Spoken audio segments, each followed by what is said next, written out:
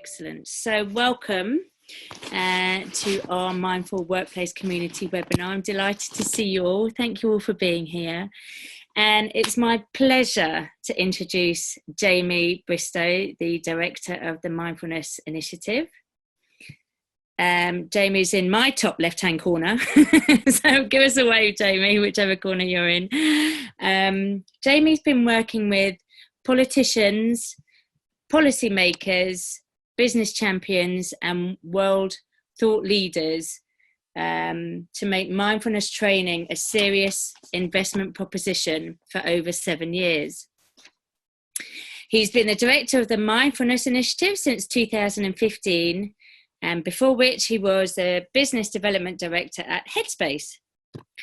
Jamie has a background in advertising and software development, and he is a self-acclaimed poacher turned gamekeeper of the attention economy. So Jamie is here today to talk about his new publication, Mindfulness, Developing Agency in Urgent Times, which is the culmination of his research and thinking about the deeper potential of mindfulness training in society. And if any of you were at the Mindfulness Initiative launch earlier in the month, regarding Jamie's paper, you know that you're in for a real treat tonight.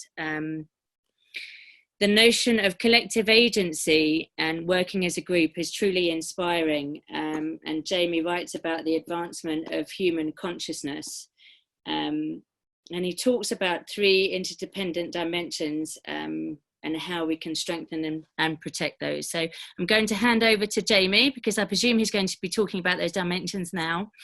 And we'll be talking, it's just 5:05. Jamie will be talking about just over half an hour, 35 to 40 minutes, and then we'll have Q&A. So I hope that's okay with everybody. Over to you, Jamie, and thank you very much. Thank you much, Teresa. It's a delight to be here and to see you all and be on this side of the webinar presenting role for the first time. It would be really helpful, actually, before I sort of launch in, to get a sense of who amongst you has downloaded the document, maybe had a read of it, just so I can sort of pitch it. If you could put your sort of hand up if you had a look at it so far. Okay, so it's about half there with a thumbs up from Rebecca and a quick glance from Bola. Great. So I will go into give you a quick overview of what it's about then.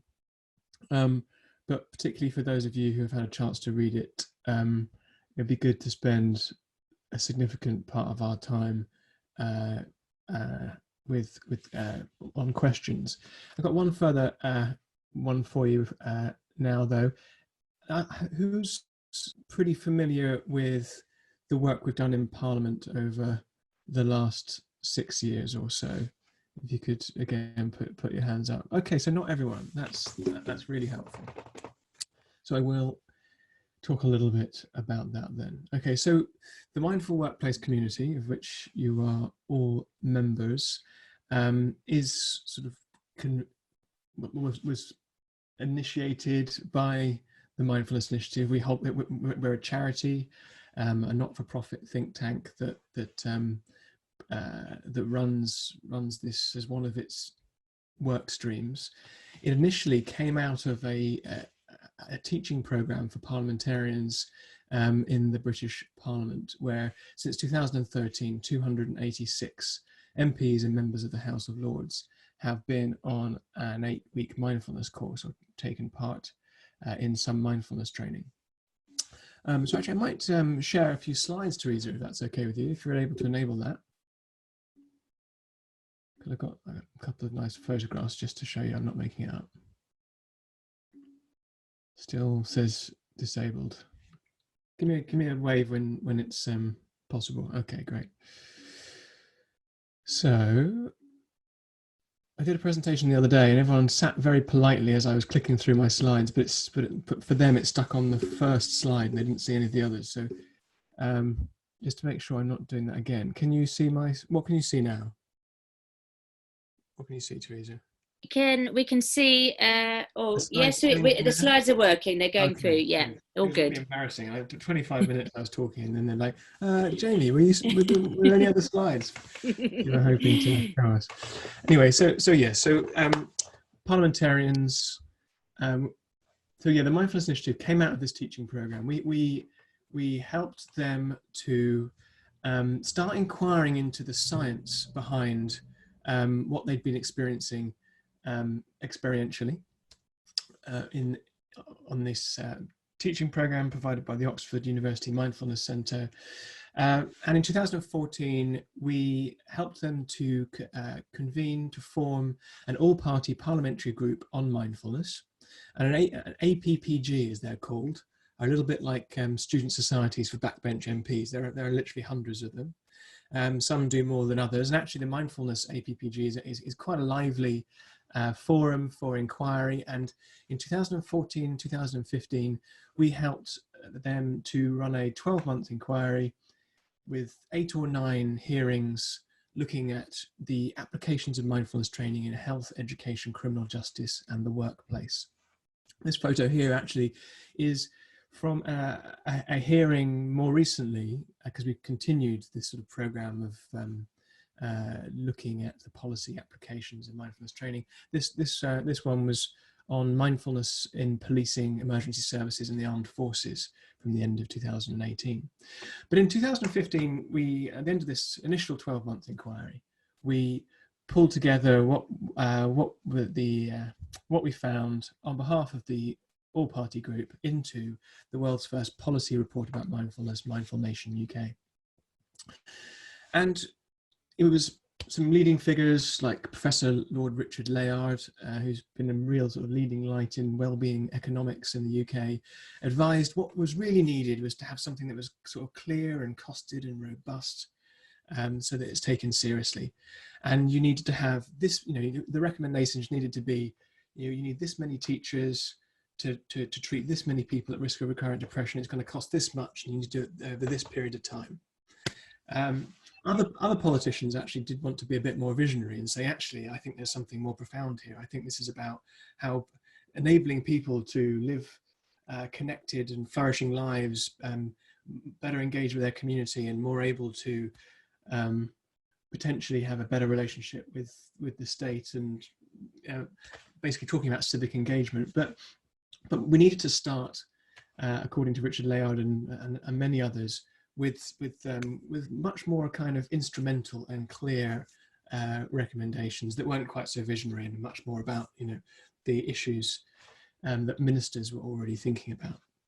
And so the kind of the phrase we joked about at the time was this: what do we want? Evidence-based change. When do we want it? After proper peer review.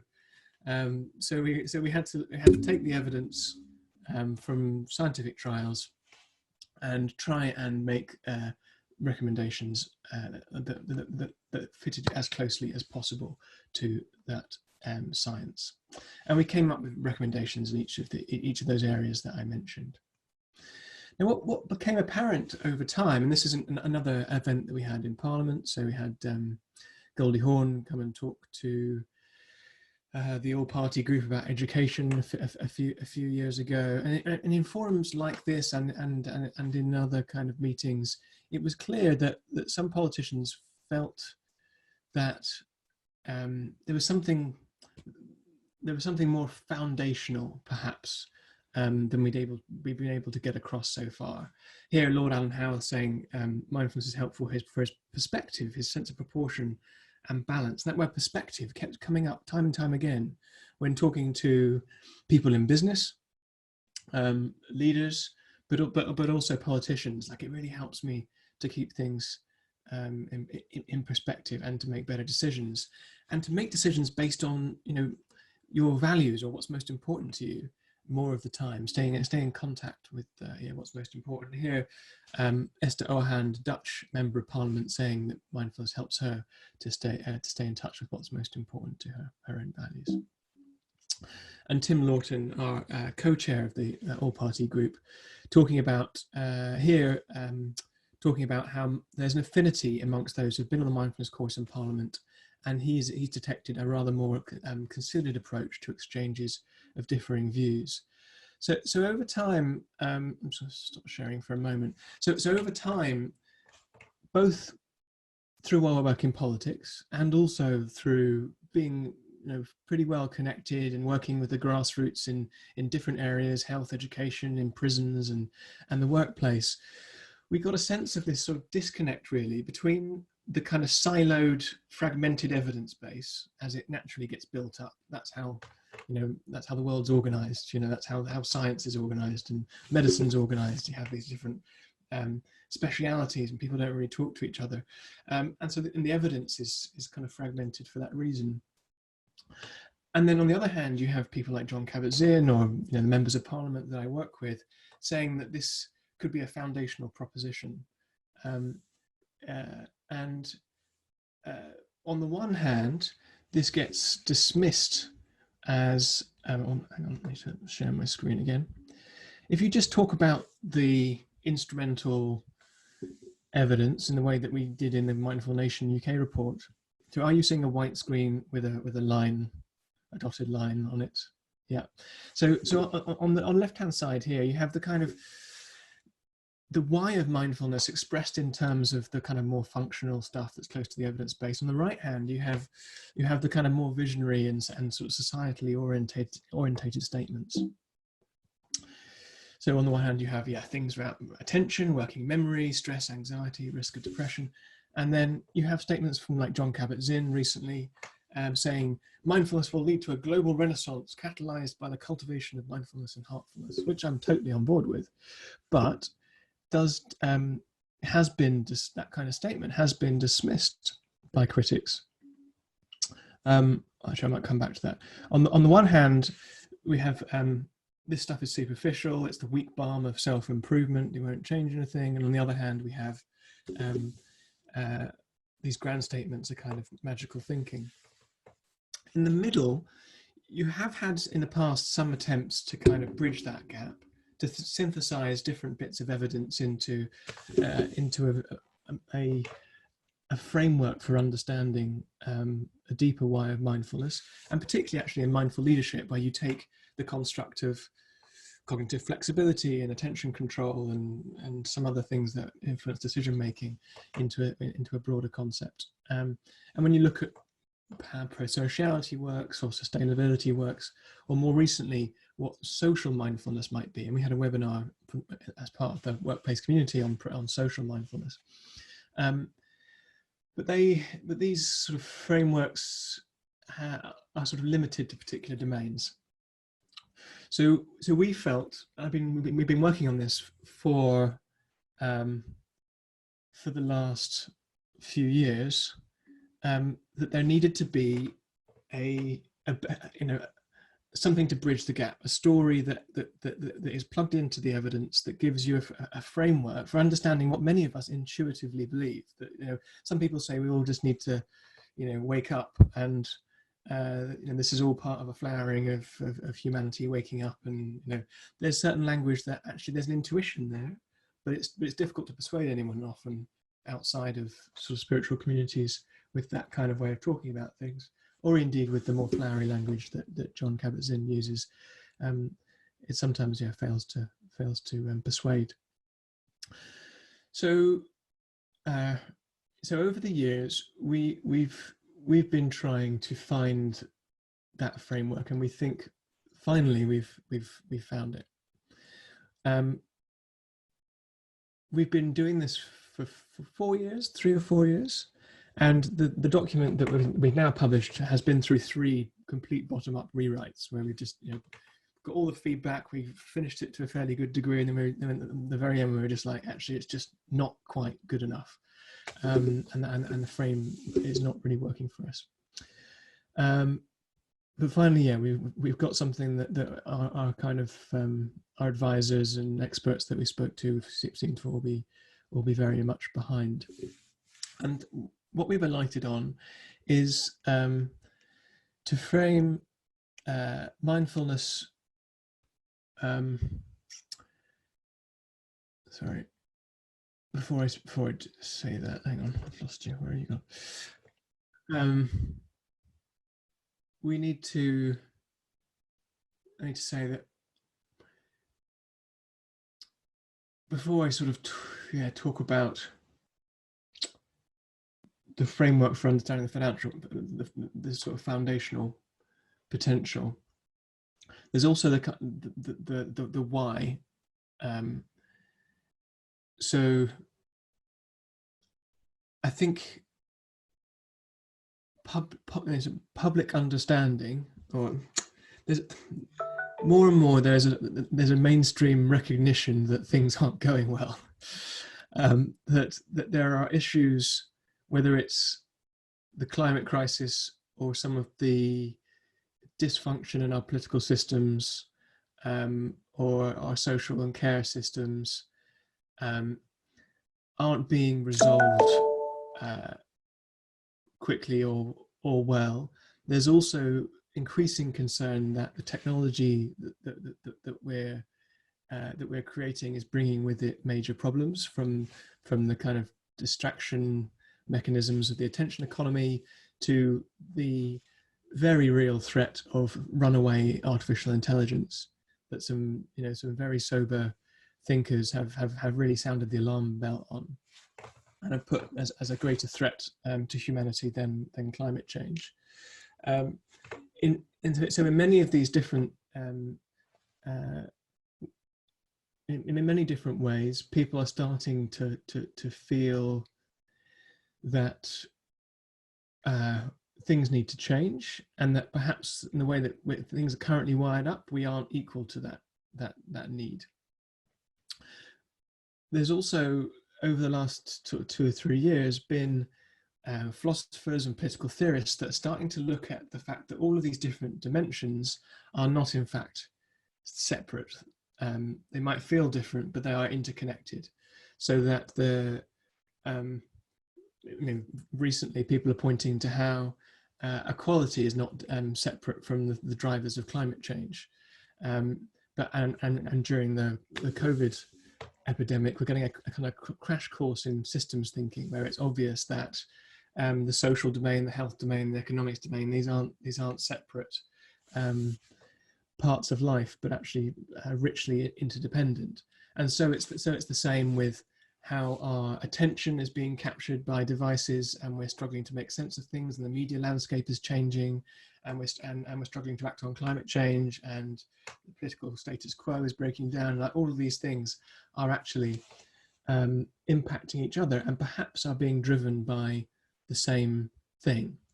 And one philosopher, Thomas Bjorkman, says that, quite simply, that this is being driven by our failure to deal with the complexifying consequences of our own progress, or even more simply, we are struggling with complexity. Like, we need to be more complex ourselves and meet complexity with greater complexity. So in order to do that, we need to mature, we need to grow, we need to develop our faculties for sense making, and governance, both at a collective level, how we kind of process ideas and agree upon them, but also how we govern ourselves. And that's really where mindfulness, I feel, has the biggest why. It's like, we might not survive, or we might be looking at societal collapse in one way or another, whether through society as we know it, whether it's through authoritarianism, or meeting ecological limits, or runaway technology. That there can be no bigger why, really, than to help us navigate skillfully that, and come through on the other side of that to hopefully a place of transformation where things are better than they are, much better than they are now, rather than just intact.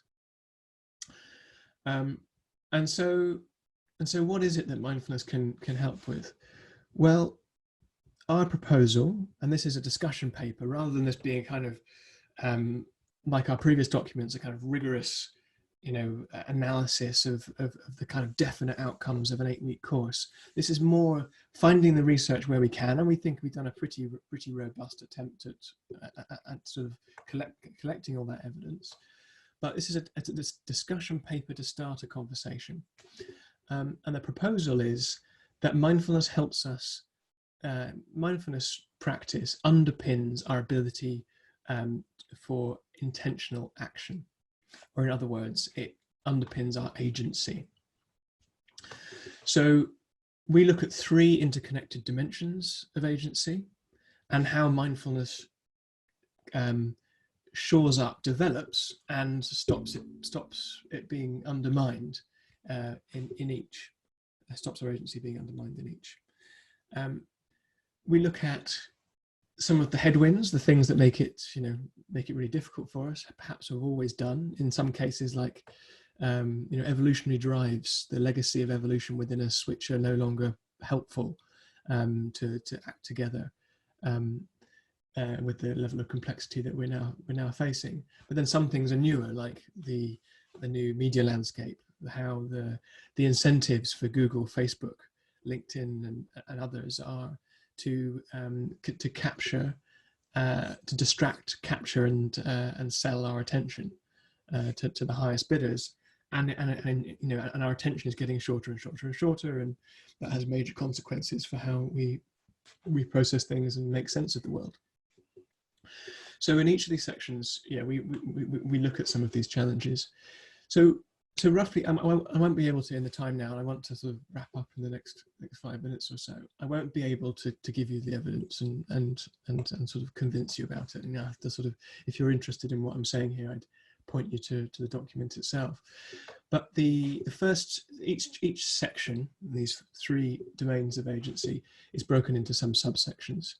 So in the first domain, we have perception, how we attend to what is important, how we see the world as clearly as possible and select the right information from the world.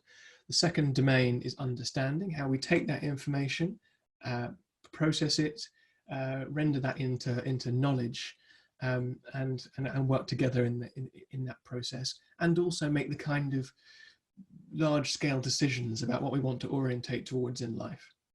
And then the final chapter is what you might more traditionally associate with agency, and that is just the action, the doing in the world, and the getting stuff done, and the things that often sabotage that. And in the chapter on perception, we look at 3 main things. First one is the foundational role of attention, that simply our capacities for attention, like a whole mind and our conscious experience and everything we think of as ourselves and we experience is basically rendered and wrapped up in our attention system. And as Tristan Harris says, attention is sacred because it is the foundation of choice. And this is a guy who used to work as a design ethicist at Google. So we look at things that sabotage our attention and frame mindfulness as at its most basic, a training of the attention, which in this new context is no less than an act of self-defense and emancipation from powers that have a very different agenda from your own whenever you turn your computer on. The second subsection is, as we all know, I hope, mindfulness isn't just attention training. It is also awareness of a particular quality. And those qualities are, in our formulation, openness, curiosity, kindness, and care. And these qualities interact with each other to hold wide the bandwidth of perception, to keep us open to novel information, rather than to close down in the face potentially of overwhelm, or where we would have habitual or evolutionary cognitive shortcuts that it seems mindfulness helps us more of the time, at least, resist those shortcuts. Although in this paper, it's really worth saying we are really on the fence as to whether the standard mindfulness trainings that a lot of the evidence bases on, MBSR, is enough to deliver the vision that we're laying out here, or whether it needs to adapt and evolve to include, for example, behavioral insights theory, which looks at bias more explicitly. And the final thing in perception is about a cognitive resilience, that when you get stressed, your perception actually narrows, both figuratively and physically. So there are interesting experiments where, you know, your eyes don't go to the peripheries of your vision as much when you're highly stressed, but then figuratively you get a bit blinkered, and you get kind of stuck, get rigidity when you're stressed. And so there are benefits also to memory and stuff that come with this. So we borrow Professor Amici Jar's concept of cognitive resilience there. In the middle section on understanding, we look at four things. The first is we point to the work of John Teasdale and other cognitive scientists who claim, and this underpins the theory of mindfulness-based cognitive therapy, that mindfulness helps us shift to a mode of mind which is more holistic and intuitive, rather than verbal conceptual. Or rather, it's a mode of mind that can integrate verbal conceptual into it. Now, that might not make much sense to you, to be honest. And if I had the sort of an hour to do my full exposition, then I would explain that a bit better. But the upshot is, we have the holistic intuitive mode is perhaps more fitting to complexity because it considers the whole, rather than chunking the world into little bits that we can analyze logically, which is extremely helpful, not like anti-verbal conceptual mode, but it is inherently sort of fragmenting. And we can, if we just operate in that mode, we lose the whole picture. So by integrating verbal conceptual within the holistic intuitive, we perhaps are more able to hold complexity and the whole thing in mind. And then we have, and then we look at the role of metacognitive awareness and perspective taking at helping us to see a broader picture. So the language about sort of seeing a holistic view is not to say that it's possible for us to get it all, for us to have it all figured out in our magic, holistic intuitive vision. But actually, we need multiple perspectives because philosophically speaking, there are ways in which you'll never get one view which is just right in all cases. That we need different perspectives that we're able to move between, which take a different view on reality. And we also need to be open to other people's perspectives. So there's a chapter on that. And then we really look at how mindfulness helps us to slow down, connect to what's most important to us, to our values, and to work together in the service of collective sense making. So here, as well as in the perception chapter, we really foreground the role of embodiment, about how opening up to the body brings online an extra source of data for us to make sense of and navigate the world. So that's the understanding chapter. And then finally, the action chapter has a lot of the more well, it starts out by talking about responding, not reacting, some of the real sort of mindfulness 101 stuff. At its core, to live mindfully is to live more of the time on purpose, and to live on purpose is to live intentionally and to act intentionally. So it's not so hard there to draw the connection, obviously, to agency. And then we go on to sort of clear up any confusions people might still have around being mode, and how being mode actually helps us to act more wisely. And it isn't the antithesis of doing. It isn't going to make us sort of sedentary or sedated and passive per se. And finally, we look at working together, and all the way through the report, we really thread through this idea that we're not looking at individual agency, we're looking at individual and collective agency, and we come back to that again and again. But then in this final section of the final chapter, we, having already covered multiple perspective taking and being open to novelty and all of the stuff which does underpin working well together, we looked directly at particularly the cultivation of empathy, compassion, and the regulation of anger and aggression, which could, if left unchecked, otherwise stymie or sabotage working together. So we then tie that together with some final thoughts, and that is to say that even we bring in the idea that even if we manage to navigate these current challenges, these interconnected crises that we could call a meta crisis, skillfully enough to avoid major disaster, our lives and our society is still going to change unrecognizably in the coming decades through technological disruption and what is sometimes called the fourth industrial revolution. Artificial intelligence, nanotechnology, robotics. And on the one level, you might think that this sounds like it's going to be the age of robotics. And it's all about sort of STEM skills and us learning all how to be coders or something like that, as has been proposed. But we pick up on the idea that actually instead this could be ushering in an age of humanics.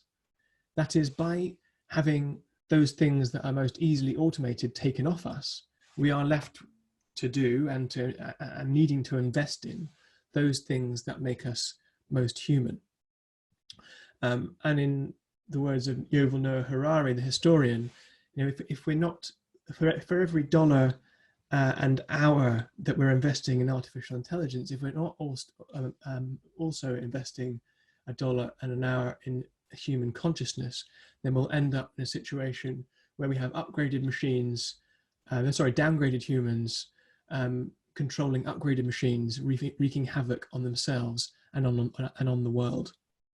So we feel like this is an attempt to really flesh out what might it mean to invest in human consciousness.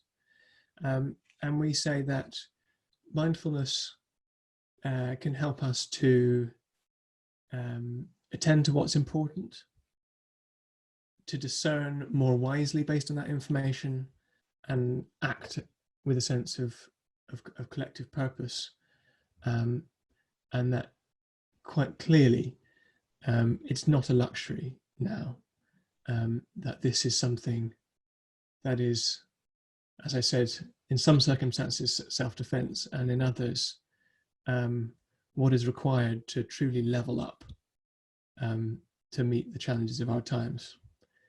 Boris Johnson's and the Conservative Party have been using the language of levelling up in the last sort of year or so, which I quite like. It's a developmental paradigm. But we need a much deeper understanding of what really levelling up is required. Yeah. Okay. Thank you very much for your patience. Thank you very much, Jamie. It's just truly fascinating. I have to put my hand up and say I haven't made it through the entire document yet, because there is just so much rich information in each chapter, and I'm trying to read and understand each chapter at a time before moving on. But the amount of time and research that has gone on to this is just incredible, and to have this evolution of mindfulness, and I find absolutely fascinating. I actually have a couple of questions myself, but I would like to open the floor to all of you wonderful people. If you'd like to ask Jamie a question, now is your opportunity.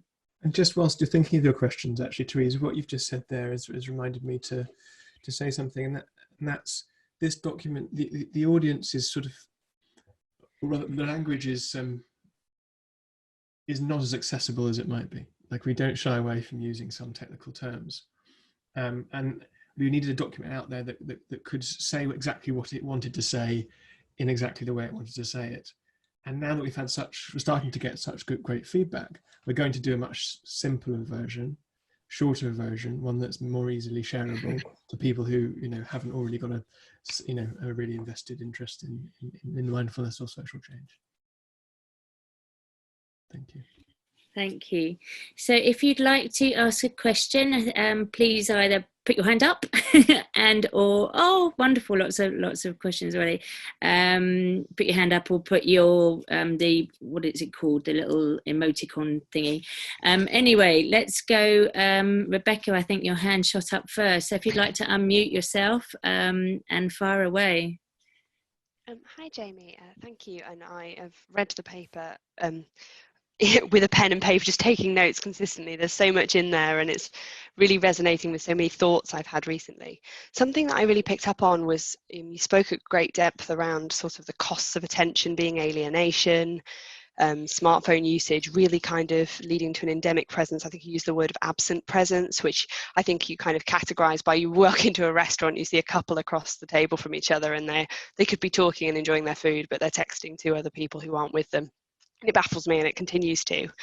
And I think one of the things that you pulled out as well was our inability to process information kind of fresh each time, and how we put our own memories and our own thoughts onto that information. And what this drew me to is, if we're living in our bubbles, especially on the internet, and we're doing this much younger now, so we're living in echo chambers, because that's the way that social media apps are designed. They show you information that you already know to reinforce existing biases, and it kind of seems impossible in some ways to get out of this loop. And I think it's all great and well for people who, like, I want to say like us, who are aware of mindfulness, but even we definitely get caught up in those traps.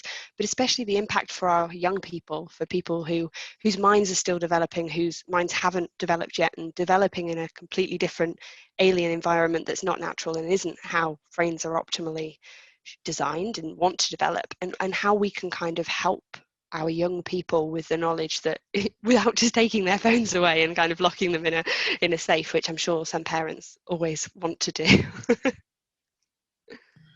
Yeah. So was there a question in there, or was it? Yeah, specifically sort of how we help encourage our young people to understand some of these concepts, because I think that it can be really hard for them to understand. The more you spend your time in these same spaces, the less you're going to be able to process information, and this is going to have an impact on your mental development, but also your compassion and the way that you circulate yourselves in lives. And you end up with 14-year-olds that have stronger political opinions than some 50-year-olds, because they don't get away from that same information being force fed at them. And some of it's right, but in the age that we live in, most information you're getting on social media is heavily biased. Yeah, and I think that there are some encouraging anecdotes that actually kids are more aware of some of the costs of this than older groups. But there is, how to say, are you guys familiar with the new documentary that's come out, the Social Dilemma? Yeah, so the Centre for Humane Technology and Tristan Harris, who we quote in the report, were involved in the creation of this new documentary, just hit Netflix, and it's like, I think in the top 10 of Netflix at the moment. Like, it's really starting to get a lot of interest, and I think firstly there needs to be mainstream concern, and that we all need to have this conversation, and I think there's actually, that documentary is probably going to be one of those real game changer things. These conversations have been had about the attention economy, for the last 5 or so years, particularly in the last 2 years, in certain areas, but you need like mainstream media like that. And if there is enough, therefore, mainstream opinion formation, ministers will feel that they are able to then step in and suggest that this becomes something that kids are taught about in schools, and essentially talk about sort of psychic self-defense and emancipation, I think it would be really helpful to have media studies with geared towards exactly what you've just described, as part of the standard PSHE curriculum, because it is about health. It is about sort of social and emotional health, as well as about what kind of society do we want. There are kind of real sort of civic and deep things about the functioning democracy here at play here. But in order for ministers to do that, there needs to be a sort of a general sense that that's a good thing, because there's a battleground over PSHE at the moment, and exactly what time is taken for what. But if this is a mainstream concern, it'll happen. Thank you. Thank you, Rebecca. Sandra, would you like to unmute yourself? Thank you. I just find everything you said so interesting, and it massively resonated with me.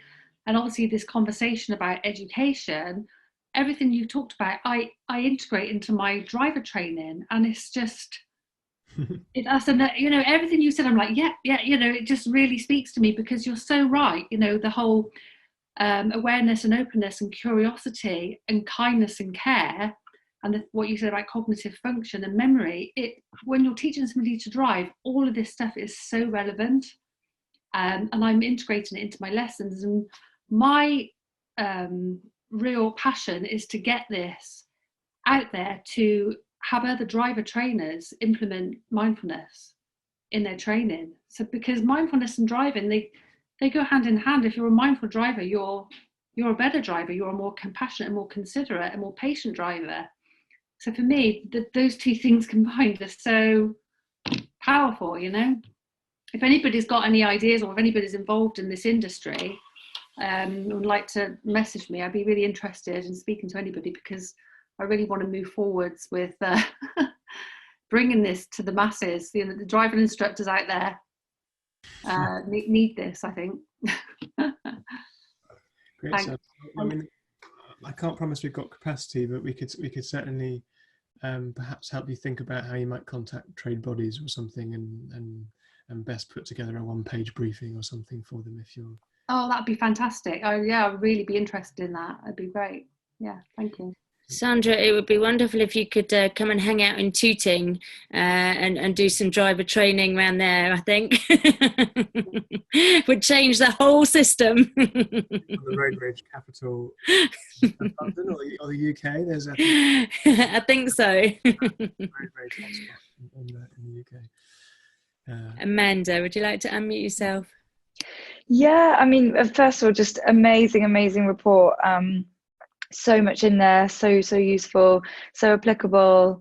Love all the quotes. I constantly am battling to try and think about how to communicate mindfulness to different audience groups, and just some amazing research in there that I can kind of easily pull out. And yeah, really great to hear that you're thinking about other formats, but I think even in its current report, it feels accessible. And it's interesting that my research for the last couple of years, it's really reflected some key stuff that I've had my head in that I thought no one else was interested in, to do with metamodernism and Bildung, and looking at how we create meaning. And my background is in social impact and working with charities, and I've seen so many people burning out, and like sort of civil society groups are acknowledging this problem of agency, which I think is obviously the foundation for this report. And I guess my question was, is there a sort of another foundational job to be done for those that haven't acknowledged there is a problem with agency in the current crisis? In that obviously we're posing mindfulness as a solution in many forms to developing agency, but as I see it, and as you sort of discussed in the themes highlighted by the Social Dilemma film, is that a lot of people, this concept of not having agency is something a lot of people don't even recognize as a problem. So it feels like there's certain different jobs to be done according to different target groups for this. And I wondered what do you think about that, and what's your plan for the next steps? I assume the next steps are going to look very different for sort of policymakers versus civil society versus the general public. Yeah. Yes, you're absolutely right. It's a huge public education job, and being such a tiny charity, there's just no way that we can address that alone, at least. But yes, so there's education about the the consequences of our new technologies.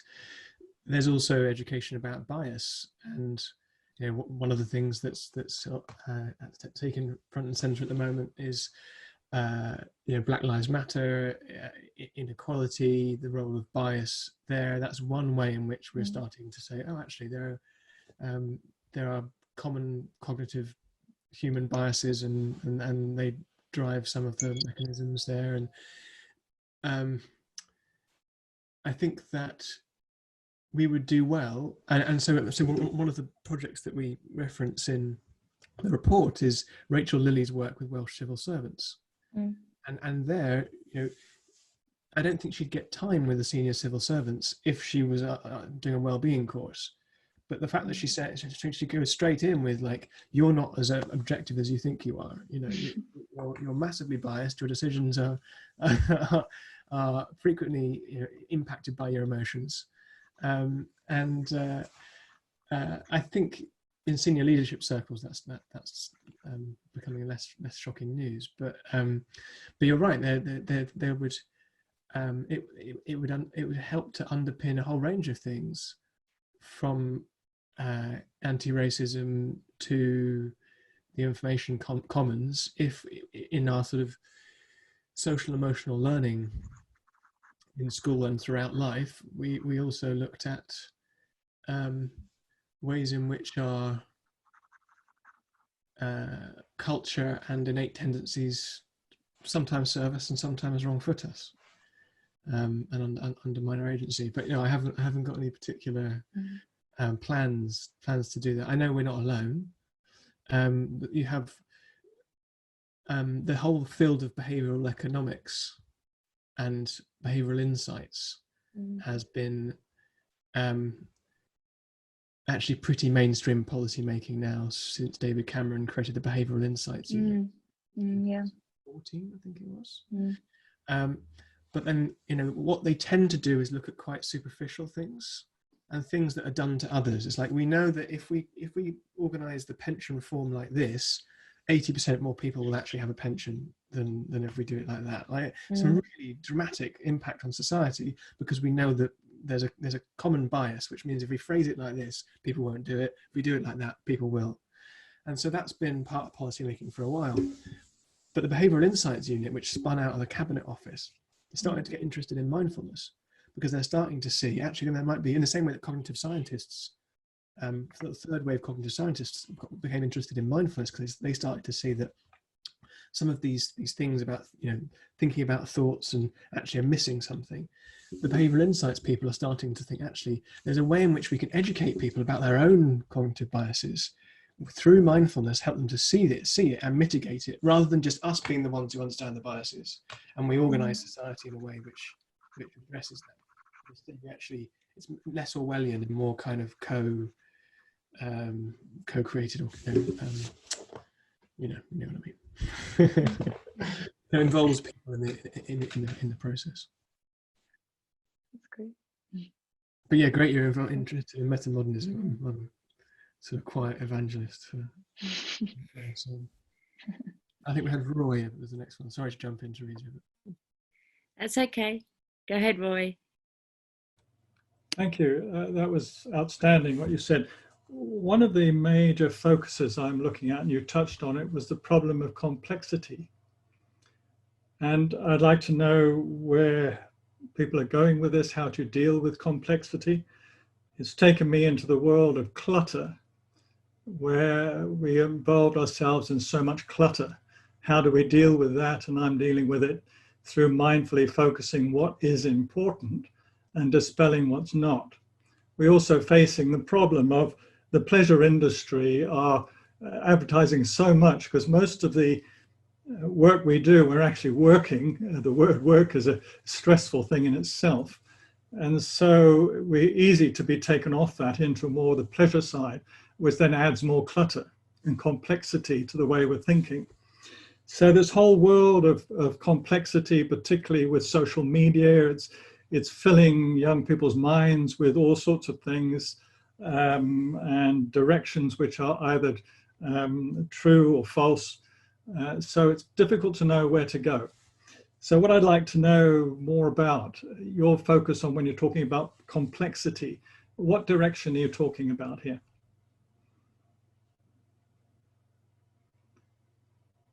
You're muted. Sorry, I think I lost a bit of your last sentence. Could you say the last sort of 8 seconds of what if I can remember it, yes. Yeah, I look at complexity as a major issue, particularly for the youngsters, who are involved with social media. And in the social media, there's a lot of advertising towards pleasurable things to do, which takes us away from our work, which is in itself can be quite stressful. So to me, the biggest problem we're facing at the moment that's hitting our stress levels is the complexity we're facing.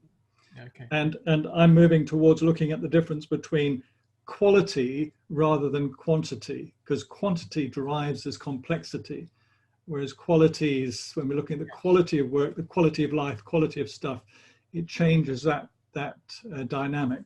Yeah. And so I'd like you just touched on complexity. For me, it's a huge issue that we're all dealing with. I'd like to know where you're going with this. Yeah, okay, great. So it might be helpful to highlight, I don't think this is actually in the document, but the difference between complicated and complex. So people sometimes talk about simplicity on the other side of complexity, that actually once you've managed to make sense of a system, you sort of intuitively understand it, actually there can be a kind of grace and elegance and simplicity rather than overwhelm. And one of the issues is that we might not be treating the world as complex as it is, and we're not trying to create trying to embrace a complex worldview, and so it just feels kind of chaotic and complicated. But that's because we're not yet on the other side of the sense-making process where we actually just hold the system in mind. So, you know, we keep coming back to education here, and we did in our thinking as well. And in the kind of further reading section, you'll see we have two sections really, which really sort of look at the highly relevant to education. One of which is really sort of majoring on education. And there's a potential for you know, as well as social and emotional education, actually systems education and sort of complexity theory in schools. Like, how are kids going to be prepared for the 21st century? Well, science, technology, engineering, maths, plus empathy and compassion, plus probably systems thinking, I think would be the next one. As you're talking about, so complicated things have lots and lots of parts, but in some ways can be predictable once you understand those parts. Complex things have emergent properties that have almost sort of like, they're almost like forces of nature. And once you sort of understand that complexity, understand the patterns, you'll never be able to predict it exactly, but you'll be able to, yeah, render it at least intelligible. I'm getting a little bit down the rabbit hole here with complexity theory. I'm back up, and the other thing to say is in chapter 1 we talk about the importance of increasing receptivity, and how that helps with bias. And you know, we talk about Rhonda McGee's work, racial identity bias, and being more open to novel information, having this broader bandwidth of perception. But then we have this sense of overwhelm, to which people often close down because it's just too complex, there's too much going on. So you need to have both of these things, an openness and also a discernment about where we put our minds and where we yeah, sorry, I've been told to wrap up that one by Teresa. So yeah, where we put our minds. Over to you, Teresa. Sorry. I hope that's okay. Right? You made it sound like I instructed you to wrap up, and I did very nicely. Matt has had his hand up for quite a while. Matt, if you can ask your question in under 10 seconds, and Jamie, if you can answer it in 30, let's go.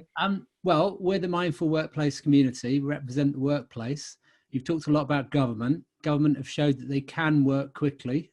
We all know that with COVID. But my gut tells me that they can't work quickly on everything. And that's not a political statement. It's just my point of view. I mean, the company I work for is a purpose-driven company, and we try and make sure that people have purpose in everything they do. So I guess with the workplace and big business driving a lot of change and behavior in the world, not just bad stuff like social media, but good things, what's your call to action for us? What does the workplace community need to do to support what you're saying? Because I love the paper and I really want to help. bar sharing it, on social media. What do you want us to do? Great. That's sharing on social media is a good first step. The other thing is we're not anti-social media. No. Like, it's an amazing tool.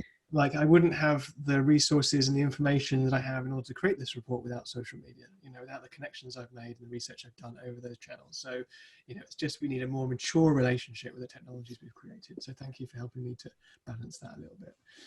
And finally, I would say that we're not saying that you should go forth and create social change programs in your workplaces that are kind of overtly saying, like, we all need to, that's not what we're saying in this report. What we're saying is that in some circumstances, actually, that might be really helpful. Combining some systems thinking, some looking at what society do we want, and inquiry into that, into virtues and more, ethics, and combining that with bias awareness and putting it all together. Great. But in terms of the workplace, what we've tried to show here is that just this capacity building in the first instance should be helpful to underpin people's ability to move towards the difficult and to hold complexity and to work together. So I would say in the workplace, create programs which shift it from a well-being frame to a learning and development frame in the first instance, to show people that this is underpinning our cognitive abilities, our ability to work together, etc. And then start to bring in systems thinking as appropriate, and bias awareness, etc. And then if the organization is conducive to that, inquiry into values. What's the purpose? How does mindfulness connect us to our personal values, our organizational values? But that might not be appropriate in the first instance in every circumstance. Thank you, Jamie. I'm doing a project on systems thinking right now, so you've just validated what I'm doing, so thank you. Well, not what I'm doing, what we're doing, but thank you. Thank you very much, Matt. We'll expect some data from that report and from you, if you're happy to share that. Gosh, Andrew would have pink kittens. I'm 2 minutes over. Jamie, thank you so much for an absolutely inspiring session. You're looking perplexed. Is that? Yeah, I've just realised that there are some questions in the chat. It would be really great to come back on. So, just to say, this is a beginning of a dialogue. So as we have in previous launch webinars, we've captured the questions. We're going to use your thoughts today and what we haven't managed to cover in the chat to inform future work. So if you're able to hang on now and write any further comments, please do. And if we haven't managed to address your questions, I'm sorry, but they will not be unread. Sorry, Jamie, can you just clarify? Do you want to hang on now and answer questions for people who are able to hang on? Is that what you just said? I don't know. I haven't read the chat. Ruth just flagged to me that there was. Okay, so we have a couple of questions. One question from Frankie, which is an incredibly important question. Do you have time to stay on the chat, Jamie, for a few more minutes? I'm totally fine. Okay. If everyone's happy to stay on for a few more minutes, that's wonderful. So, Frankie, do you want to unmute yourself and ask your question? Oh, hello. So yeah, basically what I wanted to ask is that I obviously completely agree with the mindfulness as an intervention and a way of life. But my family are a little bit anti-mindfulness, or not anti, but they don't really understand it. And for people like them who would say that it's all well and good sort of getting people to engage in this kind of thing, but it's not going to help them keep the roof over their head. You know, I live in an area where there's a lot of poverty, and I think a lot of people see mindfulness in the modern context, at least I know we know more the history of it, but as something that is a luxury of those who are financially comfortable. Rather, you know, it's difficult to evolve when you're worried for your actual survival, in the same way of sort of Maslow's hierarchy of needs in learners. What would your response to that kind of criticism be? So, talking about attention and the issues highlighted by, for instance, the Social Dilemma documentary, one of the thinkers we quote, James Williams, points to a danger of a new form of inequality. Like there could be sort of those who are able to have a good media diet and pay attention to, like, regulate what they take in, and pay attention to helpful, wholesome stuff, and those who are just completely at the mercy of advertisers and software developers, like I used to be. And so it's really important that this isn't just to preserve, not just because of well-being inequalities, but a kind of attentional inequality, or a kind of media diet inequality, which could lead to some people being sort of like able to have more control over their lives, and others being beholden to others. Difficult message to get across. I'm not saying that's the sales pitch, but I'm just pointing that out as that's one reason why it's super relevant. That this isn't just going to that this isn't the preserve of you know, certain sections of society. In terms of what would I say?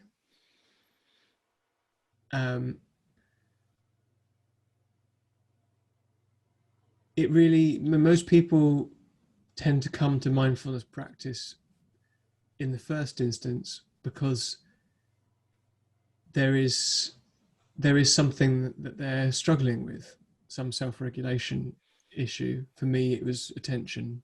For some people, it's sleep. For others, it's pain. And I think that sort of, unless people, going back to point made earlier, unless someone's already aware how they're like struggling with their smartphone use or whatever, you need it's going to be really hard to talk about that particular issue. You need to start from, like, you still need to start from where people are and go to what issues they think they have, and and yeah, so some health benefit remains, I think, probably the best way to talk about it. What do you think, Frankie? What have you found works, if at all? Haven't found much that works at the moment, and I think there are people that are just going to remain resistant to the kind of things that we are trying to get out there, which is why I find it so important to get it into young people, rather, but you know, because I've kind of grown up with these attitudes around me, and kind of always been seen as the hippie child of the family, and you know, not, although I'm a doctor myself, like, and I've achieved that way, I've always been seen as sort of the social justice warrior, I guess, and their take on it is that I'm not living in the real world, I'm not kind of looking at what is right outside, because it's not as easy as I make it sound to people like them who are you know, my dad's a self-employed scaffolder with a heart problem who can't retire.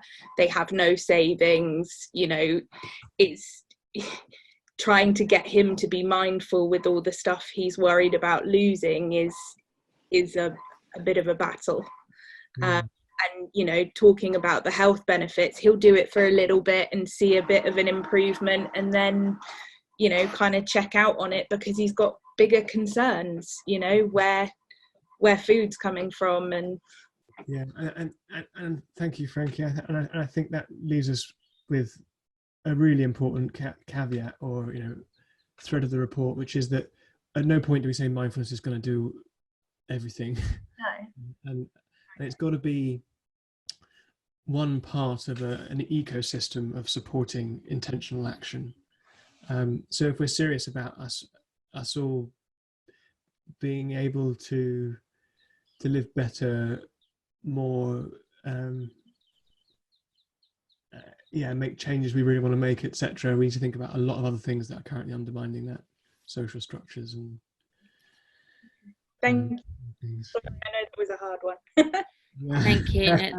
Thank you. More justice. I'll give it some more thought and come back. No, thank you. It's so important, and we've discussed, I think, you know, the education for children in your area as well, Frankie. It's such an important topic. Thank you for raising it. I really must let you all go. I think we could probably sit here for another hour if we wanted to, and we didn't get to my questions, which were all about the neuroscience. So that's going to be the next. I'll pick that up with you, Jamie, later. But it's so fabulous to see you all. Thank you so much for coming along tonight. Really, really super to see you. And I hope to see you again. Our next World Cafe is the 6th. I can't remember. It's Tuesday, the 6th of October. And then we've got another webinar on the 20th of October on the attention economy. So following on from this fantastic webinar. So please do come along and have a super evening. Take care. Bye, guys. Bye-bye. Thank you.